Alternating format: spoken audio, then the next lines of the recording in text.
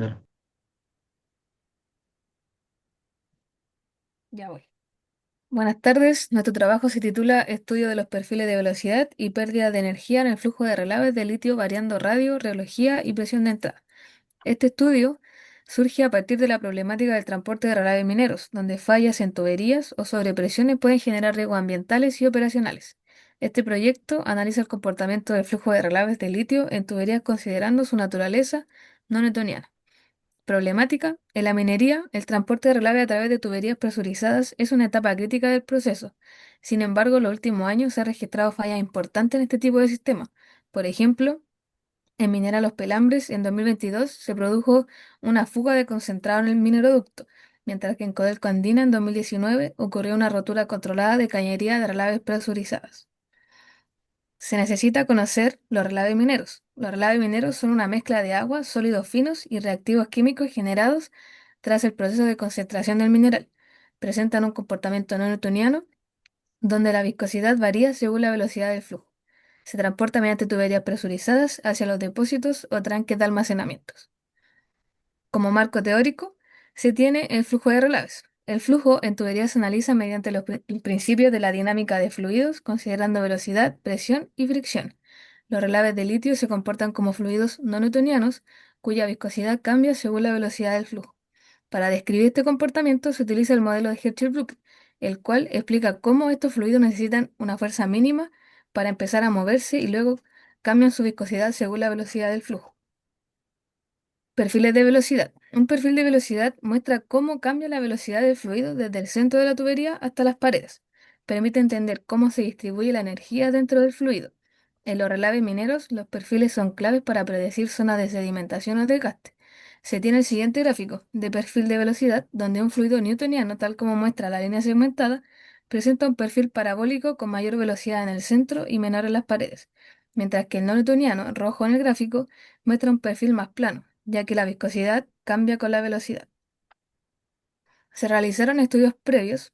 En primer lugar, se tiene el de Fiddon y Seddon, 2012, donde se tiene una relación entre los límites de Atterberg y la reología de relaves, donde investigaron el comportamiento reológico de relaves mineros, realizaron ensayos de laboratorio midiendo la relación entre esfuerzo cortante y tasa de deformación, ajustaron los resultados al modelo de Herschel-Buck, determinando la tensión de excedencia y el índice de flujo.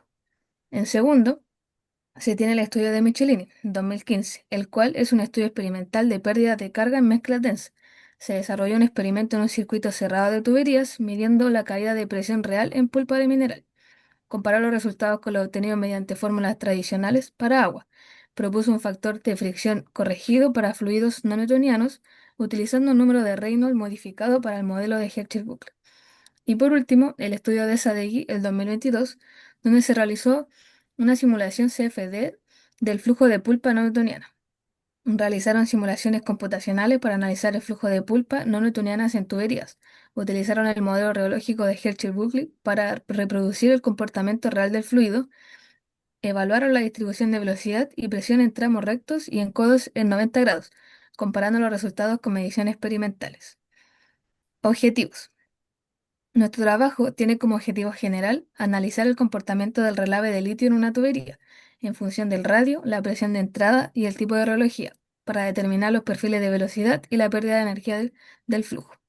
Como objetivos específicos, se tiene evaluar la influencia del radio de la tubería en la distribución de velocidad y presión del relave, estudiar cómo la reología del fluido influye en los perfiles de velocidad y las pérdidas de energía, evaluar el efecto de la presión de entrada en la pérdida de energía del relave y determinar los perfiles de velocidad y las pérdidas de energía a lo largo de la tubería para cada condición.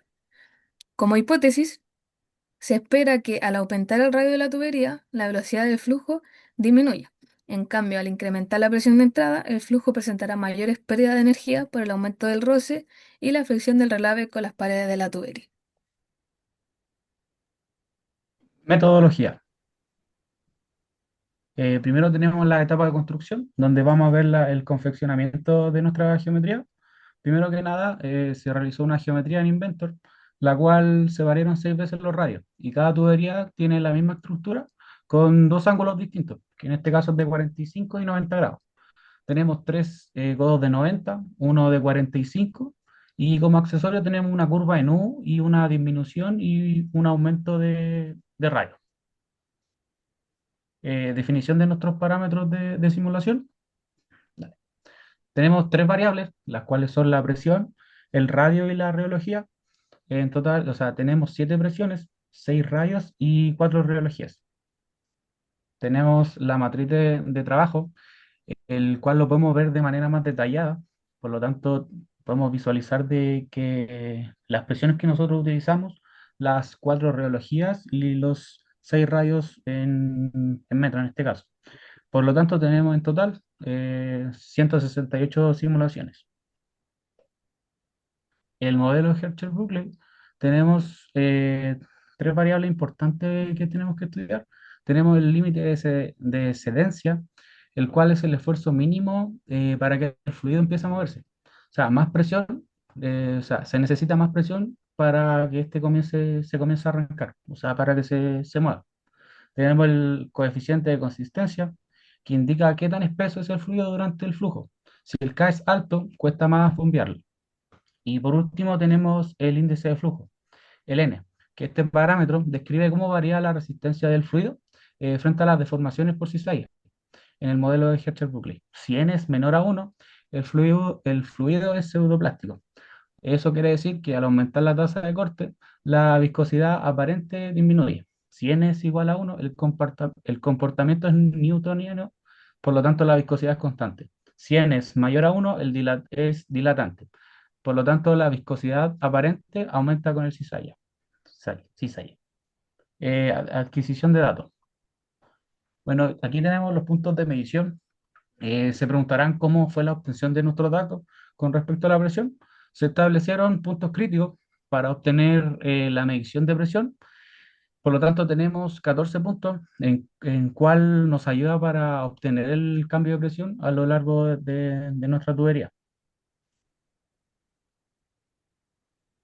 Tenemos los software a utilizar, tenemos el ANSYS, que nos permite predecir y visualizar el comportamiento del relave en distintas configuraciones, reduciendo pruebas físicas y mejorando la decisión del diseño.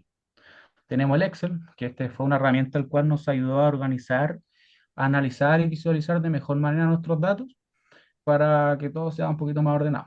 MATLAB, que nos va a ayudar para poder realizar nuestro gráfico, para poder concluir con nuestro estudio. Bueno, En la parte de resultados, primero tenemos los gráficos de contorno y campo de velocidad. En el contorno de presión se puede evidenciar una caída progresiva a lo largo del tubo, con concentraciones de gradiente en los codos, y esta caída de presión progresiva se debe más que nada a la pérdida de energía mecánica del fluido causado por la fricción. En el campo de velocidad, podemos ver que las zonas de color rojo corresponden a mayor velocidad, que se concentran principalmente en las curvas y en la reducción de secciones, mientras que en las zonas más anchas y las zonas rectas, la velocidad disminuye. Esto reflejando cómo la geometría influye directamente en la distribución del flujo, generando aceleraciones o recirculaciones de cambio de dirección. Hicimos un gráfico de pérdida de carga en base a una presión establecida anteriormente, manteniendo la misma reología y variando los distintos diámetros. En este caso tenemos que a esta presión los diámetros menores son los que mantienen la mayor cantidad de presión y sufren menos pérdidas a través a medida que avanzan por el tubo. No obstante, podemos ver que, por ejemplo, en la zona, entre la zona P2 y P3, hay un alto decaimiento de la presión y esto se debe más que nada porque esta está ubicada entre dos codos de 90 grados. También podemos ver que entre la zona P7 y P9 hay una alza, una subida de la presión y esto se debe a que esa es la zona en la que se expande y se contrae la tubería, por ende ahí aumenta la presión y luego cuando se contrae vuelve a disminuir. También hicimos otro gráfico, pero aumentaron la presión al doble. La diferencia de este es que al aumentar la presión al doble, los diámetros mayores fueron los que se vieron más beneficiados a la hora de no perder tanta, eh, ¿cómo se llama? Al no perder tanta presión a lo largo de la tubería. Y esto se ve más que nada por el comportamiento del flujo que es inercial y te presenta el mismo comportamiento que en el anterior. Bueno, aquí tenemos el campo de velocidad. Hicimos un campo de velocidad sin la periodicidad para mostrar más que nada cómo se comporta a través de la tubería, donde podemos ver que, por ejemplo, en los puntos P1, P2, P13, P14, que son los puntos rectos, tiene la forma de un campo de velocidad, pero podemos ver también que las zonas de curvas presentan unas como deformaciones bastante grandes en comparación al resto. Bueno, en conclusión, eh, a, a priori, la presión es baja, los tubos pequeños conservan una mayor presión de lo que podría indicar, y lo que podría indicar que podría ser un flujo viscoso. Y a presiones altas, que los tubos grandes conservan mayor presión, podría indicarnos que es un flujo turbulento. También podemos concluir de que codos y cambios de sección generan caídas locales más marcadas de presión en la tubería, pero no obstante, igual todos estos resultados son obtenidos eh, y no son representativos ya que se requiere una mayor cantidad de simulaciones para llegar al resultado concreto. Eso. Gracias. Listo. Oh, creo que nos pasamos por muy poco, weón. ¿Dónde dejo grabar? Ahí.